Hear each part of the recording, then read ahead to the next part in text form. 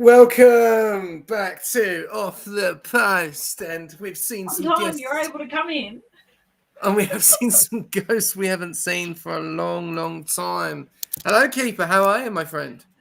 Good, SJ. How are you, mate? Good, mate. It's been a while. It has been a while, hasn't it? Yeah, all is well. And Cows, how are you, mate? No video for you, mate. Just the audio.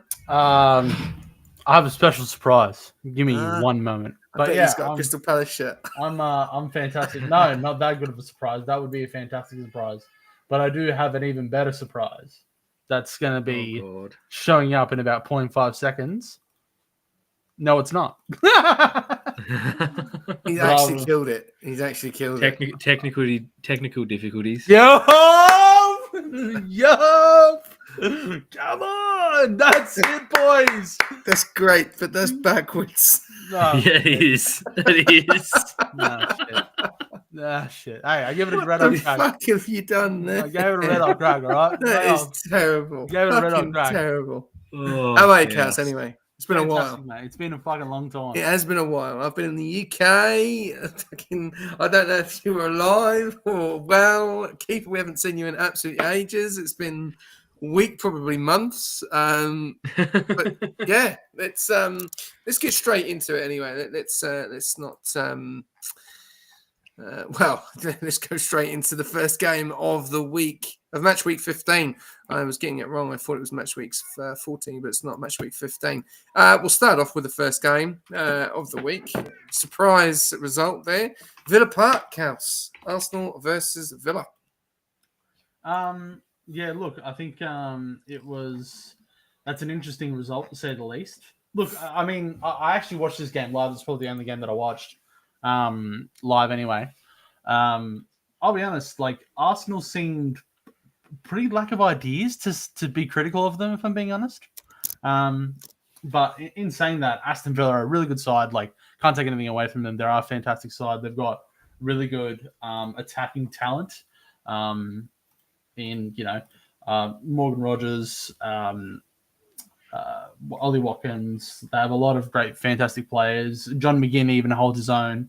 So I'm not surprised by the result, if I'm being honest, because they just are a good team, which that had a really rough patch in the beginning. But it's a good result for them. Good finish by Buendia as well to somehow, as the ball just falls to him, just to hit that perfectly to go into the back of the net. I'm interested to see how Arsenal will bounce back from this, because I think a really key point for me was watching them after they conceded that final goal. Every single one of those players dropped to the floor.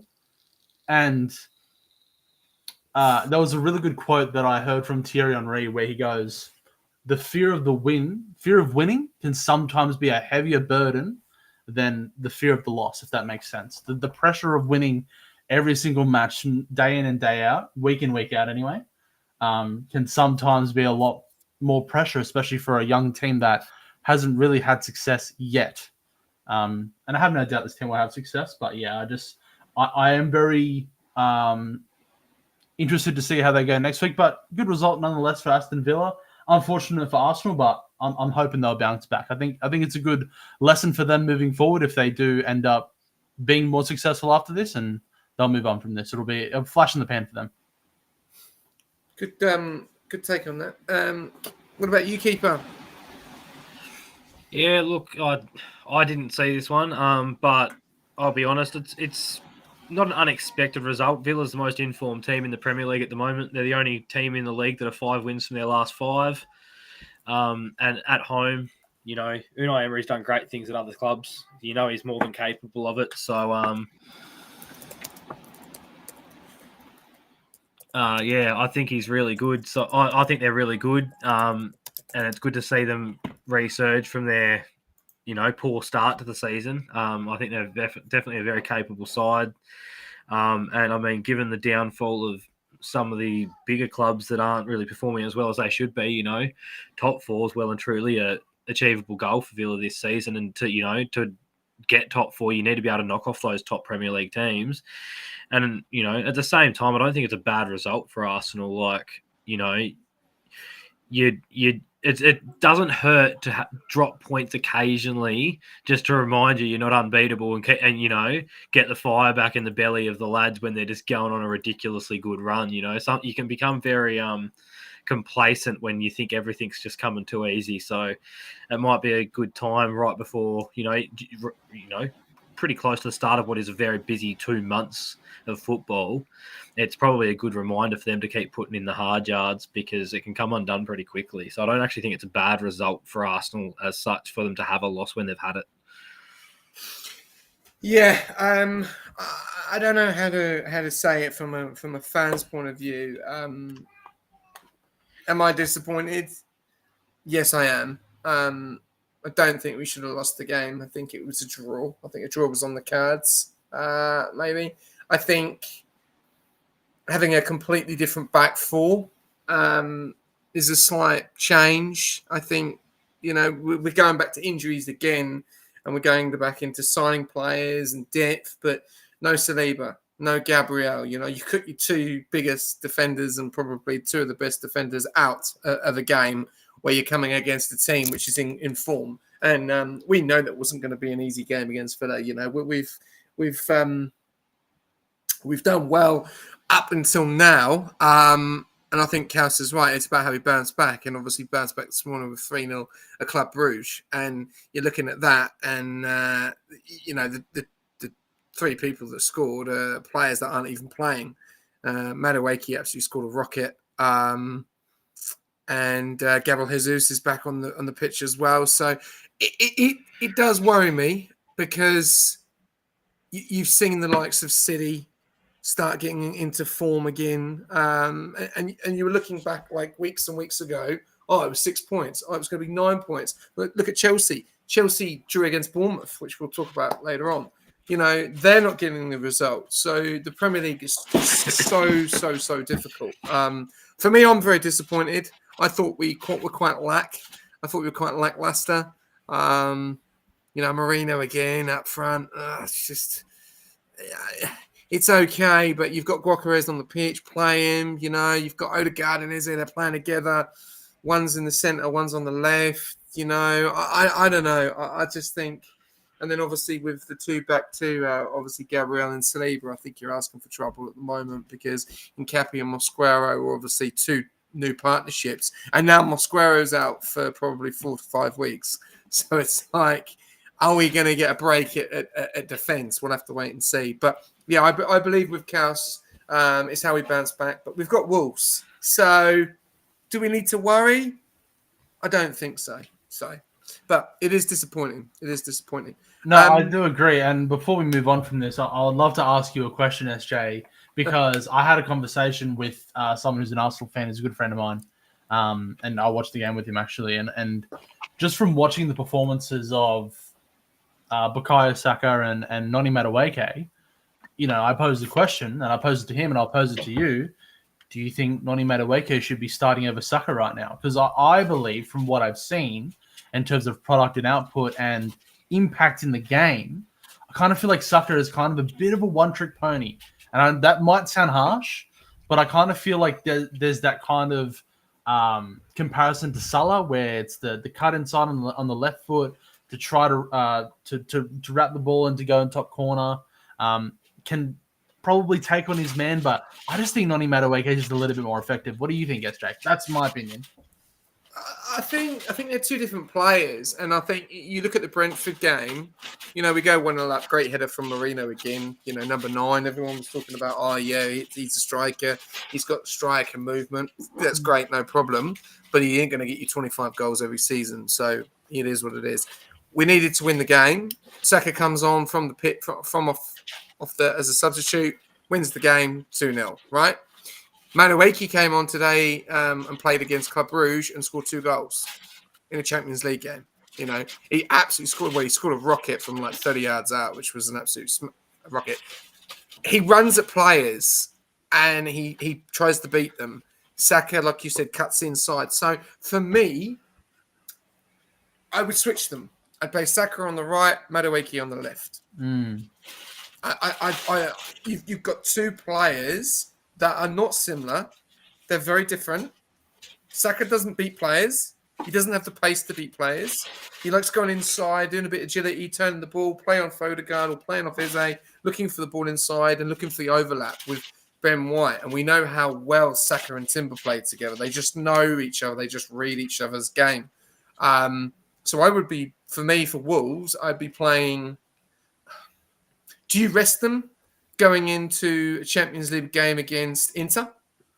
So that's a tough one. So I would probably play Saka on the right and play Madueke on the left. That's fair. No, I like that. I think that's a good compromise.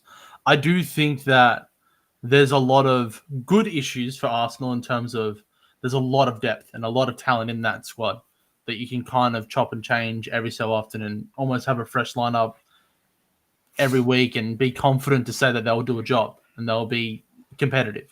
So I think you've got that benefit to you. What annoys? I don't think you need to rest them for a Champions League game, SJ, because that's 5 weeks away. Yeah.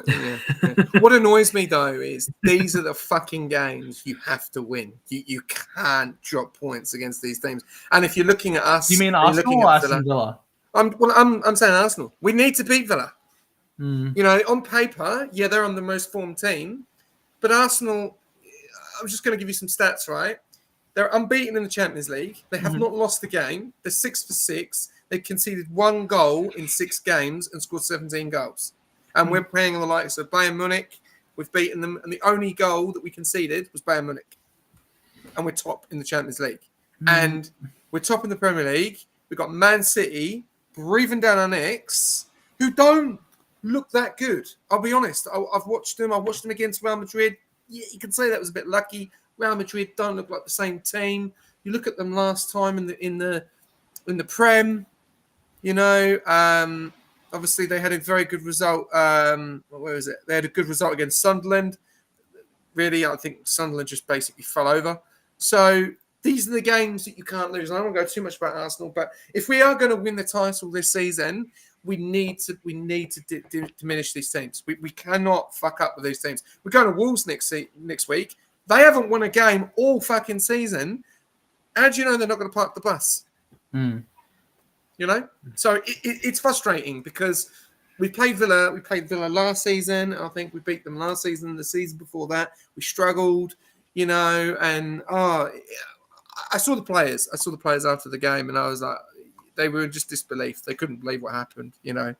Like seconds. Yeah. No, I agree. I feel you, SJ, but I think it's also, I think you got to give a little bit of respect to Villa, right? Oh yeah, 100%. They have a great side. They have a great manager in Unai Emery. I think they're building something, and they've been building for quite a while, and it's scary. It's not nothing to just gloss over, right? So I would be worried if this is a team, say Brentford, West Ham, maybe Brighton, but Aston Villa, fair. You know what I mean? Like it's a good side. You're away.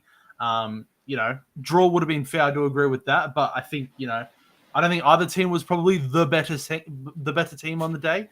And if that's the case with both of your centre backs out, I would take that, bro. I'm gonna be honest. Like I would take that. I know it seems like you need to be up here, and this is where Man City has kind of set the bar. But at the same time, like as you said, City aren't exactly the best team this season either. They're not all that crash hot either. So I think wait till next week after, you guys will get some win under your belt. That'll calm the nerves. You guys will be right going into the end of December and into next year. Yeah, well, it's got to be a quick lesson, quick turnaround, really, because all the teams that played on the weekend play each other again in 3 weeks. So it's the exact same fixtures in 3 weeks' time, just reverse, like the home ground. So anyone that had results they weren't happy with are going to have to learn from it quickly and bounce back. I think the thing that really speaks matters into like what you're saying as well, like what you were saying, SJ, about they're the ones you don't want to drop points in. I mean, this year, more than ever, I think you're right, because if you look at that ladder, there's only 10 points separating first down to 13th. And I think it's probably been a while since you've got to nearly the halfway point of the Premier League season and there's only 10 points separating top 13 teams. Usually there's 2 or 3 teams that are already absolutely tearing away, and that's not the case this year. So those points are very, very valuable this year. Yeah, and then 4th to 8th, I think it was like within 4 points. So it's extremely tight. And you look at how many games some of these clubs have lost as well is a madness. City have lost 4 You know, Chelsea have lost 4. United have lost 4. Liverpool have lost 6. Tottenham have lost 5. Newcastle have lost 5. You know, Villa have lost 3. You know, so bit disappointing. But we move on. That's all we can say. We move on. Anyway, let's enough talking about Arsenal. Otherwise, we won't finish this bloody podcast. We go over to Everton. What a result for Everton. Nottingham Forest 3-0. Easy result for Everton, and they look very good at home. Kels.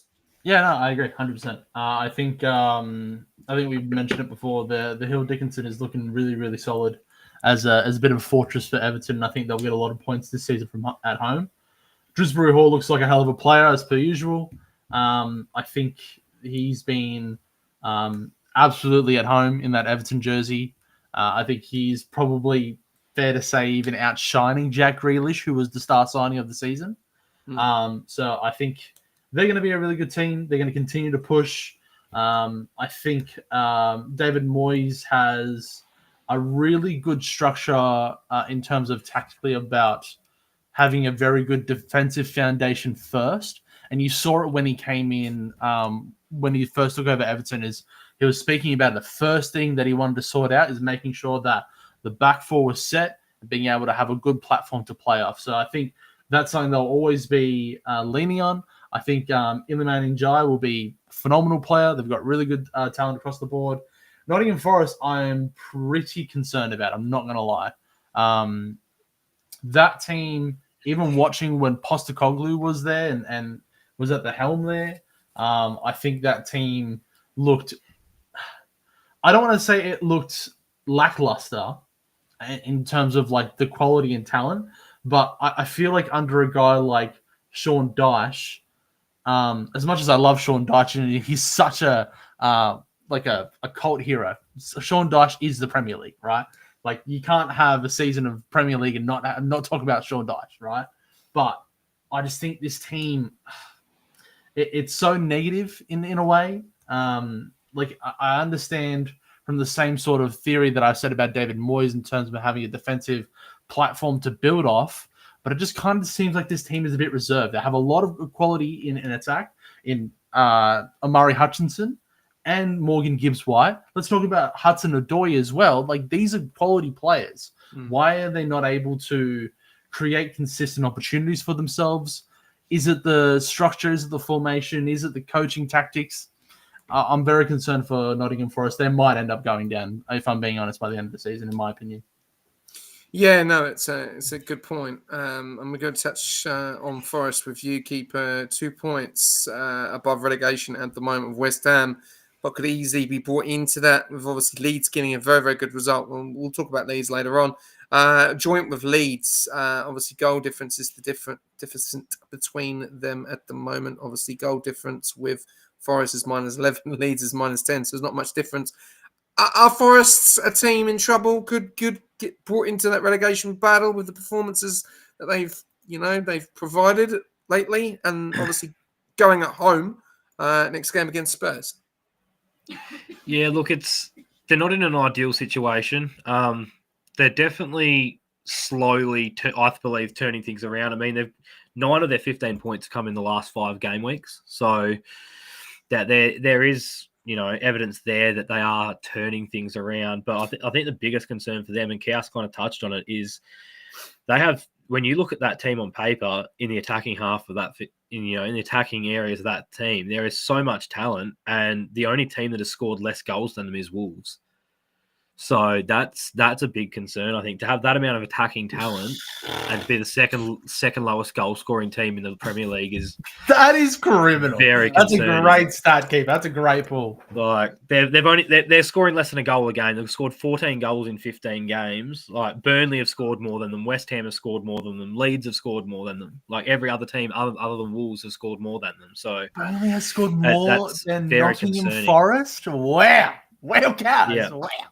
Yeah, so when it comes to goals scored, they're 19th in the league, which I think for a team with that much attacking talent is a big concern. And, you said Sean Dyche is the Premier League. Sean Dyche is, he's known for keeping teams up in tough battles. But the thing is, he's a defensive manager. He has always been any team he's met. I remember when Sean Dyche was at Burnley, Liverpool could not get a result against Burnley. Like they just parked the bus. And while that's fantastic and it might drag them out points and keep them above the relegation zone, you're wasting a lot of attack and talent by playing that style. So it's concerning, and there might be some careers going to waste with him at the helm when they're that talented. So yeah, they need to find a way to start banging in a lot more goals, I think, because they've definitely got the talent there. Yeah, Mr. Marinakis needs to start banging on the walls to those players and be like, let's wake up, boys, yeah? It's time to switch on, you know what I mean? Well, the thing is, they've got different managers, like Sean Dyche, we know, is long balls, like you say, defensive manager for Everton, like long balls. Burnley, long balls, it's all a defensive. And the thing is Forest may not play that way. So that may not suit his, I don't know. I think this is going to be an interesting time. Obviously, the Christmas break coming up for most of these clubs is going to be a busy time, especially for the ones at the top. So we'll keep a close eye on Forest. We'll go over to the next game. Going straight back to you, keeper. Newcastle and Burnley. Burnley got a goal here, but then unfortunately got 10 men. Someone sent off, but Newcastle on form again, pushes themselves up to the table now, knocking on the door of Spurs on the same amount of points. The only difference is goal difference. Yeah, look, Newcastle, another team that, to be honest, are probably underperforming to the talent they have. Look, 2-1, they'll be happy they've got the 3 points, but playing for more than half the game with an extra man at home, I think they probably would have wanted a better result from that, like in terms of, showing a bit more domination stuff. But again, Burnley's another one of those teams that's down the bottom end of the table that have, shown to be able to cause problems for some of the better teams this year, despite not, they're 19th, they're not good, they're not getting great results, but they have shown that they can be right in games and really cause issues for those teams. And yeah, it's a hard one. Like, yeah, Newcastle again got the talent. They should be above where they are. They've dropped points in the Champions League again this morning in a game that they looked like they had in the bag until the dying minutes. So, it's going to be a tough little period coming up for Newcastle, I think. Like I said, they'll be happy they've grabbed that result, but they need to be chasing some more wins. I think they're a much better side than where they are. And yeah, the talent they've got there, they definitely should be sitting well above 12th on the table. There's a fair few teams that are sitting in that mid-table period that you just wouldn't expect to see there. So I think they're one of them. Okay. Good take on that. And I'm going to go to you about Burnley. Actually, Newcastle did take the win here, 2-1, but they nearly lost. They nearly took it. It nearly went to a draw. Islam Fleming nearly scored a second right to the last minute. I know there's a penalty on the 94th minute as well, it states here, but he also nearly scored another one. Burnley 3 points away from West Ham at the moment. Do you believe Burnley are a team that could fight and just scrape through the end of the season, Kaz? I think, as Keeper mentioned, I think Keeper copped it firsthand when they went away to Burnley. Liverpool were, I think in that game specifically, I think it was clear that Liverpool were out of ideas against Burnley. I think, as Keeper said as well, Burnley are notorious for causing issues for any team in the Premier League. They're not a slouch. They are very, I would say, handicapped in attack, for lack of a better word, but they're just, I don't know if it's lack of creativity or that it just isn't like a consistent sort of focal point that is effective enough for them to focus on in attack specifically. So can they cause issues? 1,000%. Do I think that they'll be able to get out of the relegation zone by the end of the season? Highly doubtful. I think it's very important that you have players that are effective consistently week in and week out going forward. I don't see anyone on Burnley's roster that can do that week in and week out going forward. And, you think of some of these other teams that have those players. West Ham have Jared Bowen and even Lucas Paquetá. You've got even Fulham. You've got a load of quality in Fulham for, Emil Smith-Rowe and even you could say Alex Iwobi as well, who's a fantastic player. Raul Jimenez, great players that can be able to impact the game. I don't see anyone of that quality for Burnley. Just quickly, I want to touch on for Newcastle. I do agree with Keeper. They are a fantastic team, and they do have some issues. But you really see a lot of those issues the moment they're away from home. As soon as they go away, it's almost like they become a different team. It's almost like they're a shell of what they know they can become and know what they can be. And you even saw it like in the Champions League game, like 2-2 result against, was it Bayer Leverkusen? Who are, with all due respect, nowhere near the quality of where they were a season or two ago. Of course, they've manager and half their squad in the offseason. Yeah, proper gutted, right? And it's really, really telling. It was a good result though. Draw, because City lost against them 2 weeks ago. Yeah. Look, I understand that for sure. I just think, and I agree with what Keeper said, that they should be beating this team, and City should be beating this team.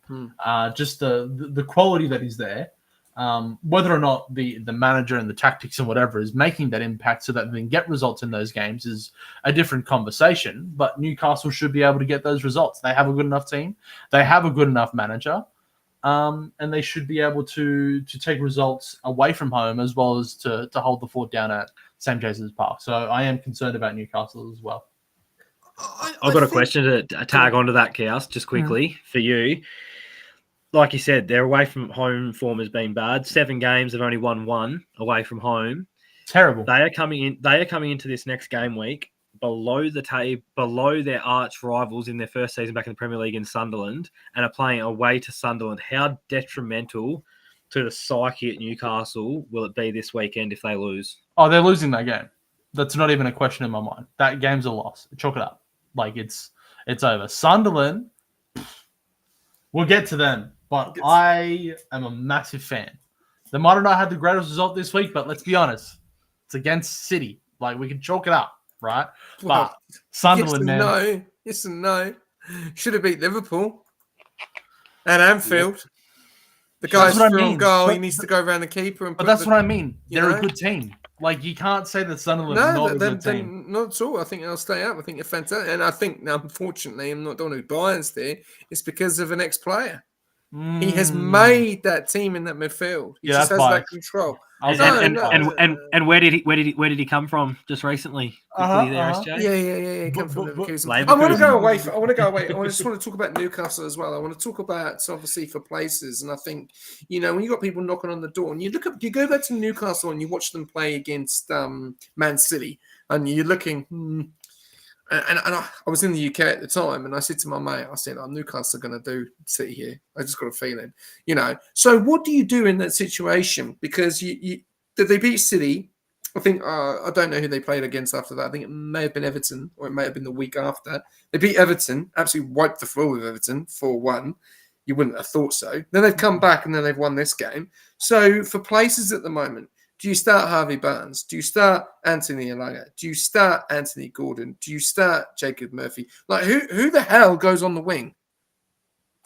I think if you are wanting to win the game, and in my opinion, the most effective wingers on that team is probably, I'd love to say Anthony Gordon. Yes, one. But his output hasn't been fantastic for a little while now. But I think one of them has to be Jacob Murphy. He has been absolutely phenomenal. Yep. Even from his output from last season. And they even went into the market and bought Anthony Elanga to essentially replace him. And I think he's been better than Anthony Elanga. That might be crazy to say, but I just think his output has been more impactful than Elanga's speed. Because what about Barnes? What about Harvey Barnes? If I was the manager, I'll be putting in Anthony Gordon over Harvey Barnes. But I do think Harvey Barnes is a great addition. Again, I think this team is got some good problems. And good problems is always great to have when you're a manager or when you're fighting for on multiple fronts, right? So 100%. I think Newcastle's business in the summer, and I said it at the beginning of the season, I think they did some fantastic business. And letting go of Isak seemed like an absolute terrible idea at the beginning of the season. Wow. What a decision to make, honestly. You've got to make those sacrifices, and I think Newcastle will be even stronger when they get Visser on the team. Just after Christmas, I think that's when he is looking to get into the team, and that's what I was talking about. Places for Newcastle at the moment. Harvey Barnes is very, very, very underrated. I think he's a great player. I think he was fantastic for Leicester. And I think he's a fantastic player, and he scores goals. Jacob Murphy is very, very underrated as well. Anthony Elanga can't get into the fucking team. He just can't. Anthony Gordon, 100%. Unfortunately, has been off due to injury and suspension, so that's the reason why he hasn't been playing. And obviously, their target man up front, Tamade, is doing everything that he should be doing. So when you look at Newcastle, you'd be looking at them as to be knocking on the door of that top 5. I agree. I'll pose a question to the floor to both of you. End of the season, Newcastle finish off in May. Who do you think would have been their starting striker when it gets to the end of the season? Is it Voltemade or is it Visser? Voltemade. Visser will play wide. To be honest, I'm only going to have to go to Voltemade because you can't really have an opinion on Visser because you haven't seen him play a game for that team. So you don't know. You know, you've got a striker who's in form, doing what he's supposed to do and playing well. You can't bring a bloke. It's not like it's, say Isak's still there and he's been out for half a season with an injury and he's an absolute weapon at that club. Like, this is a complete unknown. So you can't sit here now and say, oh, yeah, he's definitely going to be the starting striker by the end of the season. I mean, if he comes in and he runs rings around Voltemade, then, it could happen. But, I mean, from where we're sitting right now, you can only really say one person. I'm going to write down a question that I'm going to ask at the end, but okay. I don't want to ask it now because I think I don't want to water the conversation so far, if that makes sense. I think it's been great so far. All right. Well, hopefully you have some more questions as well because there's plenty more games. Right, we'll go over to Man City and Sunderland. I'm going to go to you, Keeper. Obviously, this was a bit... I watched this game and Sunderland didn't really give anything to City in this game, which I thought was a bit disappointing of the teams they played. The likes of Liverpool and Arsenal, they've really gone in. City just basically wiped the floor with them. So an easy 3 points for City and job done. And yeah, catching the leaders at the top. Yeah, look, it's a pretty straightforward result for City, really. As you'd expect, like no disrespect to Sunderland, but they're a newly promoted side, and while they've been performing brilliantly, Man City, when they're in form, I mean, you probably won't like this opinion, and they're not the team they were, a couple of years ago. But Man City, when they're at the height of their game, they're probably the best team to watch in the Premier League when they're at the height of their game. I know Arsenal are probably the standard this season, but yeah, when that Man City team clicks, there's no better team in the Premier League, and that's just facts. And if you're a newly promoted side, it doesn't matter how well you're playing against some of the other teams. When you come up against a Man City team like that, it's it's hang on for dear survival and try and get the best result you can. Unfortunately, that City team just had their way that game, and took in an easy 3 points for them and move on to the next one. Really for City. Yeah, pretty straightforward. And I'm gonna touch base on Sunderland unless you've got anything to say about City, Cass. But Sunderland going to Newcastle, it's Tyneside derby. This is going to be feisty. Obviously, they're going to have to bounce back from that. They won't be happy. They drew against Liverpool the week before, midweek game. Should have won the game, really, if we're looking at it, of the chance that they had at the end there. Unfortunately, it was a bit disappointing. So they're going to want to bounce back from this City result, especially against their arch rivals, Newcastle. No, I agree, 100%. And I have no doubt in my mind, as mentioned before, I think they will confidently bounce back from this. I think also you're playing against a side that is also having those multiple front woes, if you might say. As much as they do have a really good side, Newcastle, I think maybe the Champions League game midweek could be a bit of an issue. They could maybe see some potential, growing pains from that, from having to essentially field on multiple fronts. What I will say on City, is that I think this game specifically for against Sunderland is kind of Ryan Cherky's coming party, right? Where essentially he's kind of shown himself. I think as much as everyone wants to talk about the Rabona cross into Phil Foden, I also think just like his ability on the ball was really effective in this game. Granted, you could probably say, oh, it's an opposition like Sunderland, but they're a good side. Sunderland, you can't snub them, and they're a very good Premier League side. So I think Ryan Cherky to really show himself, to really have a lot more freedom, especially in that attacking front. I think that front four of Haaland, Doku, Foden, and Cherky could be absolutely threatening for the rest of the league. I think if they can click, Doku's been fantastic. His output has actually been there. You haven't been able to really see that over previous seasons. Foden looks like he's coming back to form. Haaland's just a joke. And Cherky, I think if this guy can get on a similar level or get there or thereabouts, very dangerous team. Very, very dangerous team. So interested to see how that goes moving forward.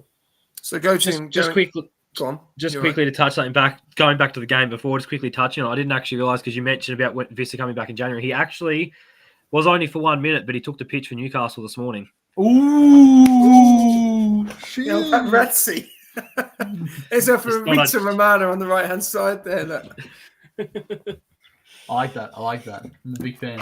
On the note, there's just this question come in. Are City back from what you're saying with those four? They can be. They definitely can be. 100%. Are they back? I'll say yeah. I'll say it. I think they are. I think they're a very, very strong side. I think everyone knows that they've always been a strong side. I think it's just been about trying to navigate that rough patch and find a solution that is going to be consistent, right? Because you've got a solution there in Erling Haaland already, right? That can already be like, you can have 9 players back. Just flog a ball up to that bloke and hope for the best, right? I think now they're a lot more of a well-oiled machine, and I think with time, dare I say it, they're going to be dangerous. I think when it gets to March, April, that crunch time, I would be very, very scared. If they consistently keep this form, I would be very scared if I get to March and April. I would be fearful if I've got to play against City. Absolutely fearful. What about you, keeper? I don't agree. I don't disagree. I don't agree with Cass on this one, but I want to hear what you got to say. Do you believe City are back? It's a hard one to judge, and you want to see them against the best opponents. The thing is, we're not going to see that until the second week of January. Really, I mean, they're away to Crystal Palace this week, and Crystal Palace are in decent form, surprisingly higher on the ladder than you'd expect. But that's probably literally their only test in the next four or five games. Like after that, they've got home to Brentford, home to West Ham, away to Forest, away to Sunderland. So it's going to look like they're back in 6 games' time when they've just won 7 or 8 in a row. But I mean, you've got to look at the opponents they're playing, and they're not really playing any top of the table teams, minus away to Crystal Palace this week, to really test that. So, I mean, and no disrespect to Palace, like it's their home game and they're in some decent form, but you'd still expect City to probably win that one narrowly. And if they win that one narrowly, I see them winning the next 5 or 6 games. Like they don't have another team in form that's going to challenge them, I don't think. So it's really hard to judge on whether they're back or not. But I mean, you can only play what's in front of you, and if they don't drop any points between now and the 5th of January, then watch out Arsenal, because Arsenal have a couple of games there that could be dangerous. I'll agree with the keeper there for a moment, before you go, SJ. I'll say, but I also think this period of time when they're not playing against anyone that is high pressure, right, is a perfect time to really nail down the way you want to play. A little bit of identity kind of seeking in this period of time. You can try some different things, swap players in and out. I think this would be a really, really key time for Man City to really refine the way that they want to play. I wouldn't be surprised if they rock up to our backyard and smash us 4-5-0. I wouldn't.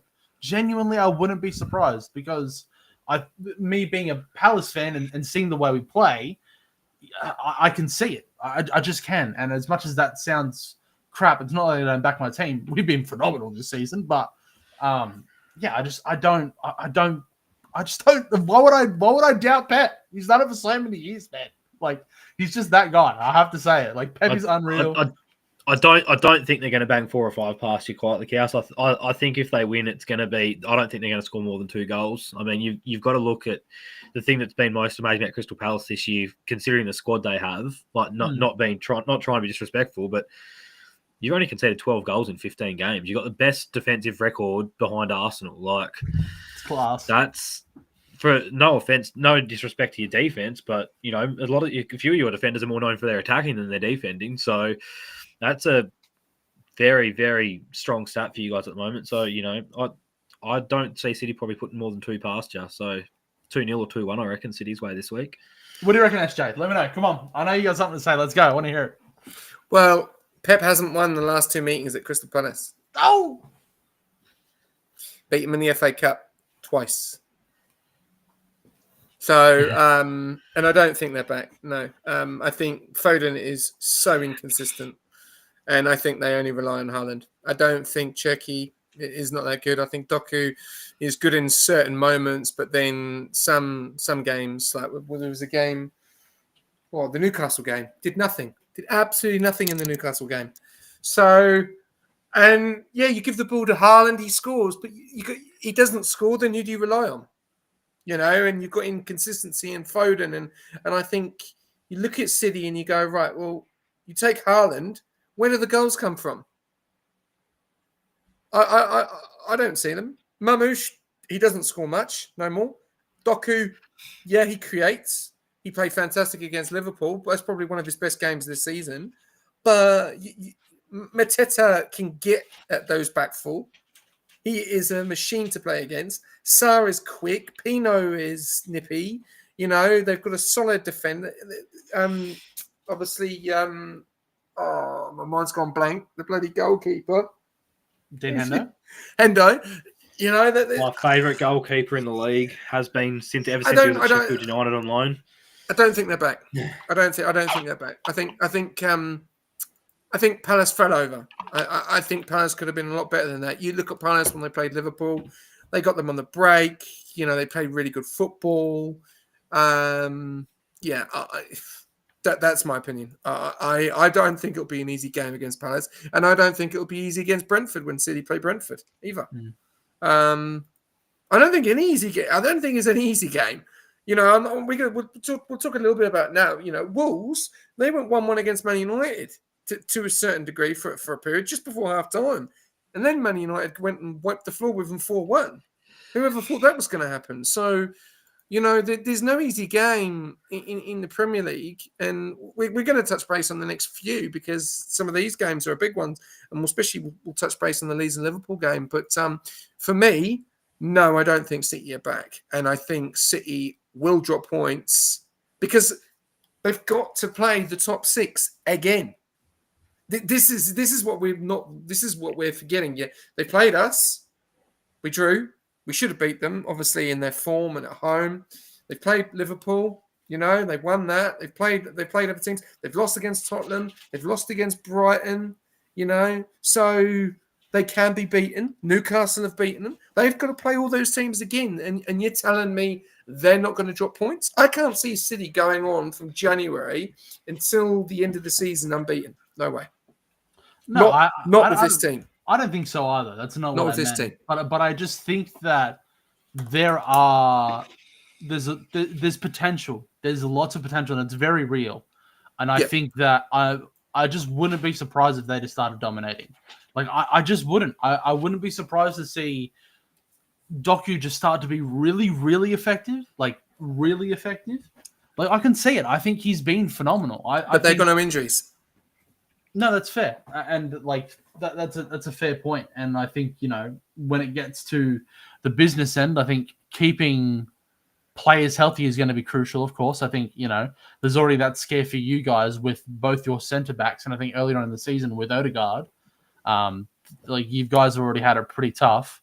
But in saying that, I feel like that's just the way it goes. Like as much as it's shit to say, it's just sometimes it's just you get the short end of the stick. You've just got to cop it and make the best out of that situation, right?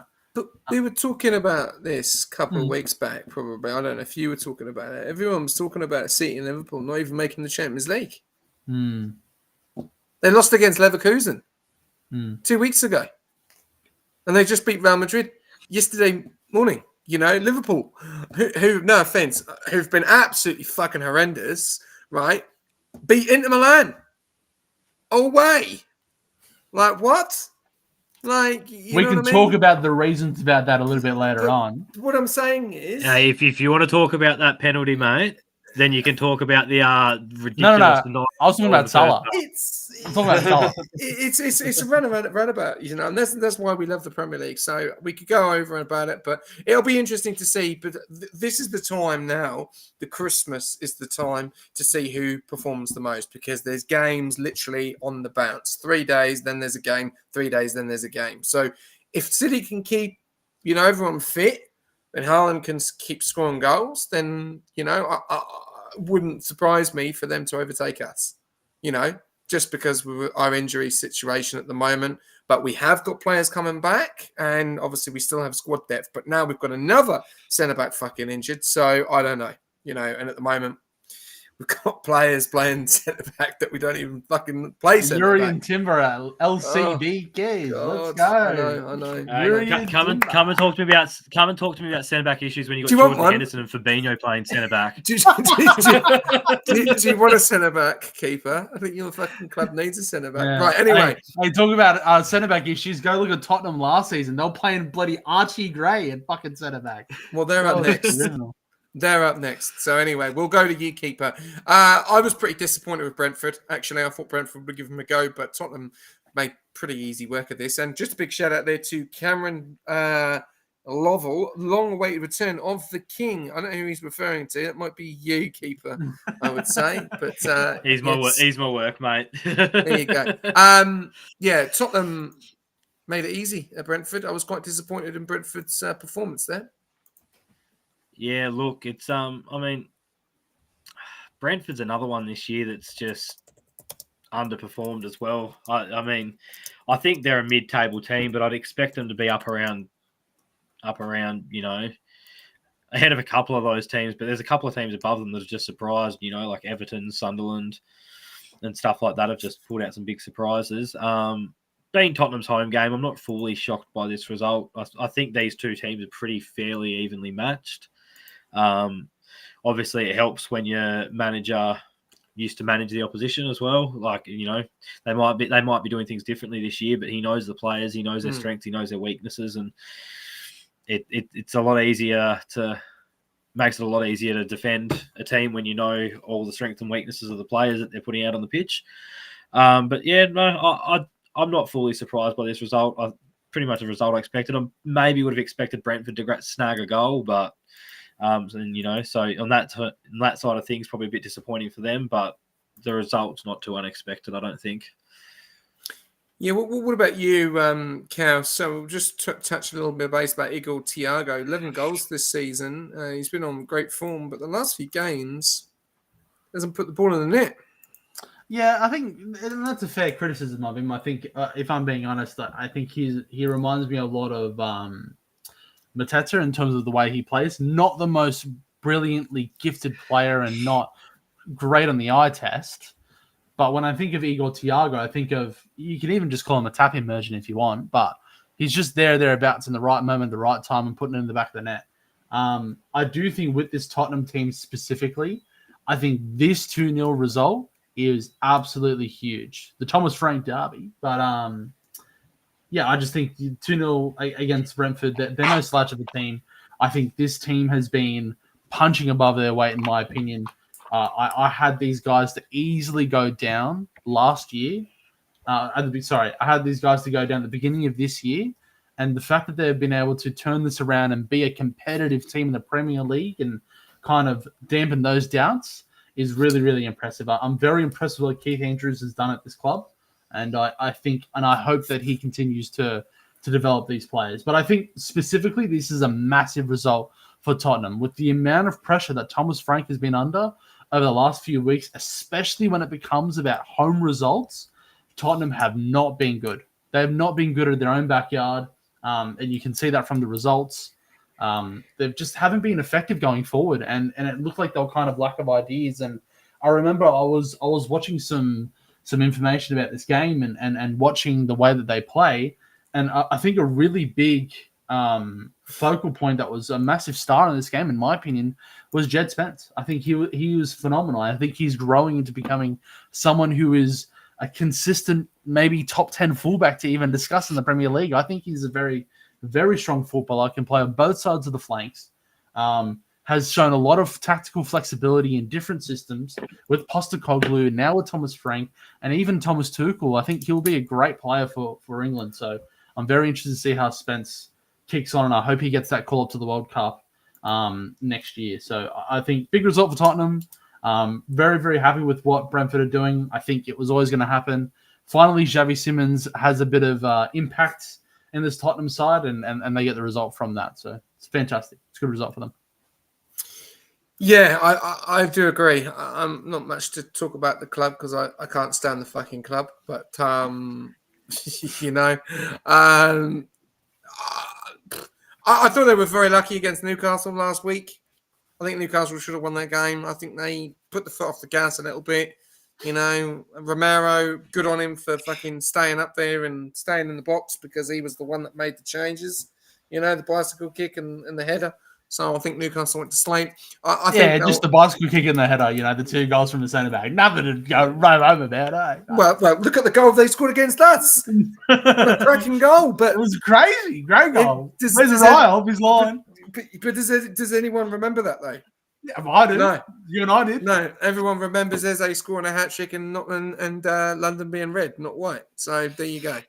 And that's the problem. And that is, for me, that's sad in football because I love the great games. I remember when Beckham scored the halfway line against West Ham, you know, and Rooney done the same. I think it was against Crystal Palace actually, and that, you know, we love those goals. But Richarlison scored that goal against Arsenal, great goal. They're already 3-0 down. But they lost 4-1. Yeah, it was a training game to Arsenal. You know, and Eze, like, fucking hell. First game for a London derby, and he scores a hat-trick, you know, like, and everyone's, like, raising him and, you know, worshipping him, all this shit. So, and those are the things that get forgotten about.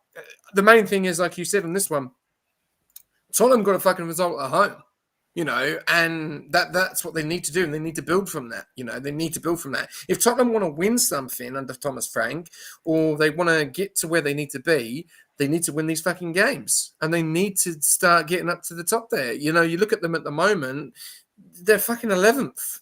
They're 10 points off P1 at the moment. They're miles behind, and their goal difference is fucking atrocious. Yeah, you know, 7. That's all they've got. You know, us. Go on. Sorry, SJ. I was just going to say, like, I don't know if you've seen a clip of where, I forget what game it was. They were at home, and you just see the frustration at the end of the game from both Mickey van der Ven and both Jed Spence. And Thomas Frank is trying to say something to them, and they just burn him. They don't acknowledge him. They just walk straight past him. And, yeah, I think that was really telling. What it was. I forget what game it was, but I remember seeing that and just Thomas Frank just being absolutely appalled from the situation. Fulham. Yeah. Crazy. Yeah. Crazy. At home, too. Yeah. And I think when I saw that, I was very concerned about Tottenham. I was very concerned about Thomas Frank specifically. But I think this result is a good start. But I agree with you, SJ. They need to be more consistent. They pull these results out more often. I think they had a good result in the Champions League this morning as well, from what I understand, from Slavia Prague. I think they did win 3-0 in that game. I could be wrong. I think anyone can I'm beat correct. that team. But it's still, but you know what I mean? These are results you need to get. That's the point, right? And they got the result. That's all that matters. On to the next. They need to keep it consistent. Make sure they are effective going forward. And then they'll be Mickey Mouse. By the way, we've been live for almost an hour already. We're not even through all the games from Matchweek. No. Let's get it going. Let's get it going. Right, we'll move on anyway. But I will say I like Thomas Frank. I think Thomas Frank's a great manager, but I hate the club. So we'll leave it as that. This one, I was very surprised to see this. Chelsea, obviously, last game, losing at Leeds United. Can you fucking believe it? Losing at Ellen Road. They were absolutely abysmal. You would think that they would bounce back at Bournemouth, but Cows 0-0 at Bournemouth. Yeah, I mean, this is looking grim for me to tout these guys as my league title winners, you know. I think it's looking worse and worse. I just think the amount of quality they had and, you know, Enzo Maresca, a new young manager coming to the Premier League, I thought they would have had a little bit more of an impact. Hasn't looked like it's really fostered in that way, and injuries, you can say, have kind of handicapped them. I think more importantly, red cards have kind of handicapped them. And I think this team should be getting a result against Bournemouth. Don't get me wrong, Antoine Semenyo, player of the season for me. I think he's been phenomenal. Someone which I think we'll discuss more when we get to Liverpool. You guys should have a go at in January because I don't know if you guys know about this. There is a $65 million release clause on this guy, and I think that is an absolute bargain for someone that is so effective as Antoine Semenyo. But it's gone up to 95, by the way. Has it actually? I don't know. No. It wouldn't surprise me. His buyout $60 million plus $5 million in bonuses. Yeah, that's the release clause. Yeah, so I think someone that should have a go at in the summer off season. But yeah, I think unfortunate for Chelsea, decent result for Bournemouth. What do you reckon, keeper? Oh, look, it's not a good result for Chelsea at all. They're a team that look, they've got a decent team for most of the park, but their biggest concern, I think, is their attack. Like they just don't have a good striker. Like João Pedro's good, but didn't even start. I think the fact that he's coming off the bench and Liam Delap starting is concerning for them. But yeah, another team who it's not a game they should have been dropping points in. You know, they get 2 more points and they're inside the top 4, and they're playing a team that's down in the bottom quarter of the ladder nearly. They definitely would have wanted a result out of that one, and 1 point's not the result they would have liked. I think Chelsea, they're a good team, but they just keep dropping points in games they shouldn't be dropping them in. And that, honestly, when you've got a United team that's looking like they're in good form and a couple of other big teams underneath them who should be playing better than they are, they need to be grabbing every point they can because it could be the difference between playing Champions League football next year or missing out when it comes to the end of the season. So they don't want to be dropping too many points against teams like that, I don't think. Yeah, no, I agree 100%. I think moving forward, I think I kind of disagree in the sentiment that they don't really have a good striker. I think Liam Delap and João Pedro are phenomenal players. I just think that the positions in which they seem to get in don't seem to be very effective. And it almost seems like the ball gets rushed forward. I don't know, that's just what I've always seen from Chelsea. It's almost like there's no confidence in building up unless it goes through Reece James. That's been kind of like my thought process whenever I watch them. But I think they've got really good players, so I have no doubt they'll figure it out. Oh, I think they're on a lull at the moment, Chelsea. If you look at the last 2 results, you know, they drew against us, and we should have won that game in the last minute. Unfortunately, down to 10 men, we were the same again. I think for Villa, lackluster. They then played in the Champions League yesterday and lost to Atlanta, which you would never have thought of. They've obviously got no Casido for 3 games or 2 games. So I think they're in a little bit of trouble. And I'll tell you, Everton will not be an easy place to go to either. So, yeah. And but one thing about Chelsea is, though, they're not fighting for a title. Maresca's already said that. You know, and at the moment where they are in the table, you know, 1 point behind Crystal Palace, I think they'd be very, very happy with a P4 or P3. No, I agree. Yeah, I agree with that as well. I think they will get 3rd position. I think they I just think they're in a better shape a little bit more than Liverpool, in my opinion. No disrespect. I just think in terms of the position of where they're on the table, but also just their squad. And I think they have a little bit more flexibility, right? I think that's always been something that I guess has kind of always helped is having that ability to switch it up if you need be. And having more solutions to an issue that you've got is always a great issue to have, and more players. I think I will say is Chelsea have always been a club in recent years anyway that have kind of almost gone overboard with that. You know, you think of when Enzo Maresca took over, he had to pretty much gut half the entire roster that they had on the lineup and say, hey, you guys are not a part of my plans, and make that decision very early. So I'm hopeful for Chelsea. I have no doubt in my mind that I think they'll get that 3rd position, but if they want to leave it for Palace, I won't say no. I think they've struggled as well with no Cole Palmer. I think that's been a massive, massive hit to them, and he's been out for quite a while. But when he's come back, he's not performed. He's actually been off key a lot, you know. So going to be interesting to see how they bounce back at home at Everton, which we'll talk about later on. Let's move over to the last 4 results. I'm going to leave this one last, actually, because I do want to talk a little bit about this one. Me I will too. go straight to Brighton and West Ham. We won't talk too much about it. 1-1 draw, Brighton getting a good result. West Ham probably needing 3 points, as where they are at the moment. Brighton in 8th, West Ham in 18th. You would have probably thought, Kels, on this one, that Brighton would have got the win here. Yeah, I agree. I think Fabian Hurtela, I think I remember him saying at the end that it was a disappointing result for him. I think from like looking at the game and seeing, I guess, me personally, I didn't watch this game directly, but looking at the highlights, there was that one moment where it kind of looks like the ball looks like it's going to get tackled. I forget the defender's name. I know he's Turkish, but he goes to slide it, and Jared Bowen just gets ahead of him and gets it. Thank you. Yeah, that fella. I don't know how to pronounce his name. I apologize. But yeah, gets it to the bottom right-hand corner and somehow just sneaks that in. And that's what I mean by when I mentioned about a team like Burnley is like, I just don't see them having a player like that that's going to make the difference.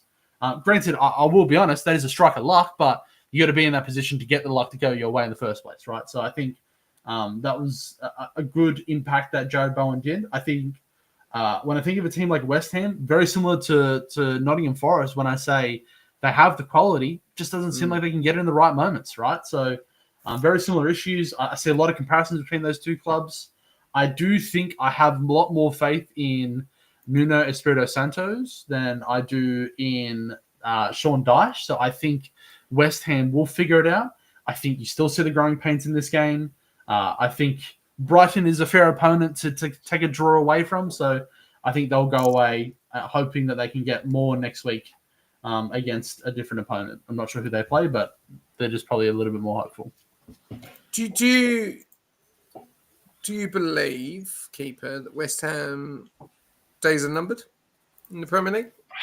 Look, they're one of those teams, aren't they, in recent times that find a way to stay up for a few years and then find themselves back down in the Championship for a season and then back up again and then hang around for a few years and then drop down again. And look, they might be very close to dropping down, to be honest. I think their best chance of staying up is Leeds dropping down. I do think Forest will improve over the course of the season and do enough to stay out of the relegation zone. And you look at those other teams that are near at the moment, your Fulhams, your Brentford, your Bournemouth, and then you're up to Newcastle, Tottenham, Liverpool. I don't see any of them getting relegated. So I think West Ham's best hope is to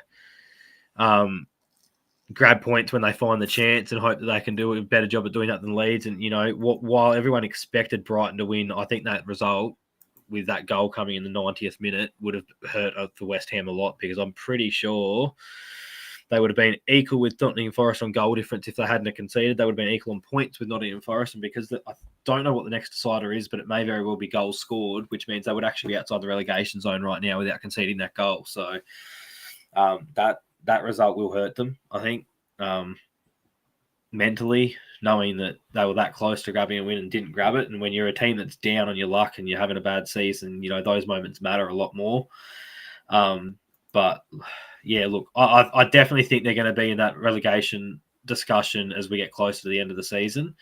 And to be honest, I don't see Burnley or Wolves coming up out of it. I don't see any of the teams from 10th down to 17th getting relegated, other than maybe Leeds, to be honest with you. So I think the rest of them will get enough form at some point to score the points they need to stay out of it. So I think it's, that last relegation zone spot, I think, is going to be Leeds or West Ham. It's just going to come down to how it goes over the course of the season. Jared Bowen's going to be in the Championship. That's he won't be in the Championship. He won't be in the Championship. He'll be snapped up. I mean, just remember, everyone said the same thing about Jack Grealish. That's true. That's true. But they've both got two big games. Nottingham Forest they're at home to Spurs, and West Ham playing Villa. So that's not going to be an easy game. So interesting thing, because I do believe that West Ham they're a bit like Forest, that Kelsey said as well. They've got the players to stay up, but they're just not clicking. I don't know what's going on, but I think that's a great battle. I think it's a great battle for relegation. Dyche versus Nuno.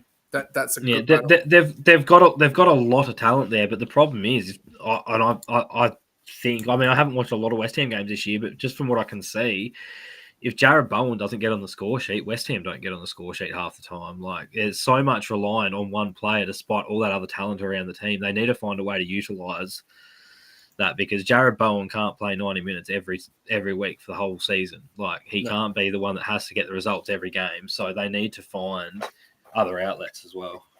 Definitely.